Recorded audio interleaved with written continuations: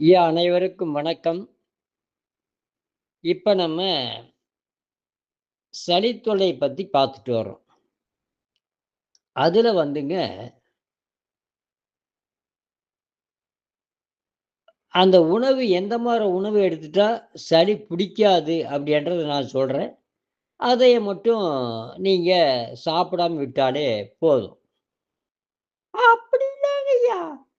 அந்த மாரி உணவு சொல்லுங்கய்யா கொஞ்சம் பார்க்கலாம். சொல்றேங்க.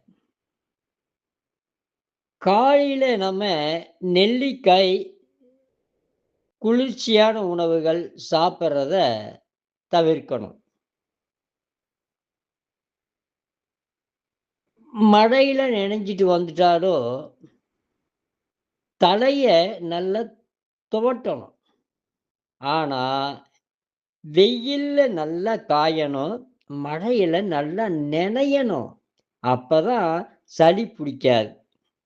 உணவு சொல்றேன்ட்டு வேற என்னமோ சொல்றீங்கய்யா. சொல்றேங்கம்மா உணவ. அதுக்கப்புறம் பார்த்தீங்கன்னா, நம்ம ஐஸு, கூல் ட்ரிங்க்ஸு, ஃப்ரிட்ஜில வச்ச உணவு இதெல்லாம் சாப்பிடக்கூடாது. எதுக்கெடுத்தாலும் ஃப்ரிட்ஜில வச்சது சாப்பிடாதீங்க, ஐஸ்கிரீம் சாப்பிடாதீங்க. ஏங்கய்யா, நாங்கெல்லாம் ஐஸ்கிரீம் சாப்பிடாம இருப்போங்களா ஐயா? சளி தொந்தரவு இருக்கிறவங்க சாப்பிட வேண்டான்னு சொல்றேன். நீங்கலாம் சாப்பிடுங்க. உங்கள யார் வேண்டான்னாங்க?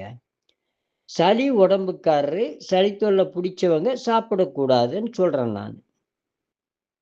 அதுக்கப்புறம் பழைய சாதம் அவங்க சாப்பிடக்கூடாது.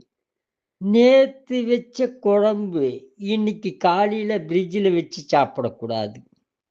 இது மாரி இருந்தாலே சளி தொல்ல இல்லைங்க. வாழ்க, வளர்க, உயர்க. நன்றி, வணக்கம்.